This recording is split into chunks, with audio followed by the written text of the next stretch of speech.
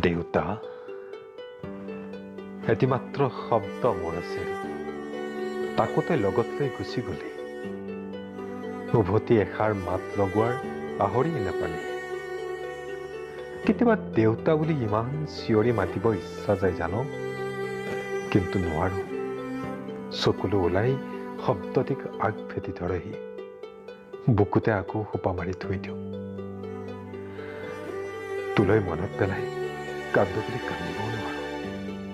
আমি বহুত ডাঙৰ হলো নহয়, সন্তানৰ বাপেক হলো, কান্দিব নাপায়।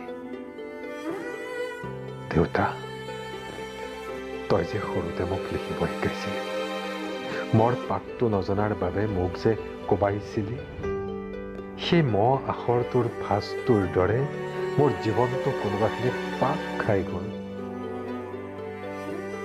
তোৰ কান্ধত উঠি দেউল চাব যোৱা, বাৰীৰ পাণ বেচি হাতৰ পৰা কাপোৰ আনি দিয়া, সৰু সাপ ঘৰটিত বাৰিষা আহিলে কুচি মুচি তোৰ কাষতে শুই থকা, সেইবিলাক কথাই মোক আজিকালি বহুত আমনি কৰে। মোৰ অভিমান, মোৰ স্বাভিমান, মোৰ পৃথিৱী, মোৰ আকাশ, কেতিয়াবা ৰ'দ, কেতিয়াবা ছাঁ, কেতিয়াবা এন্ধাৰ, কেতিয়াবা পোহৰ, সকলোবোৰ আছিলি তই। যাম বুলি ভাবিলি যি গুচি গলিয়েই।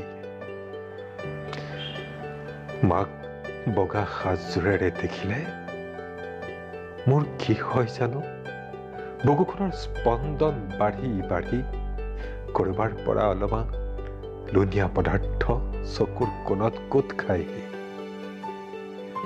উলিয়াইও নিদিওঁ, উলিয়াই দিলে জানোচাত সুখখিনি নোহোৱা হৈ যায়।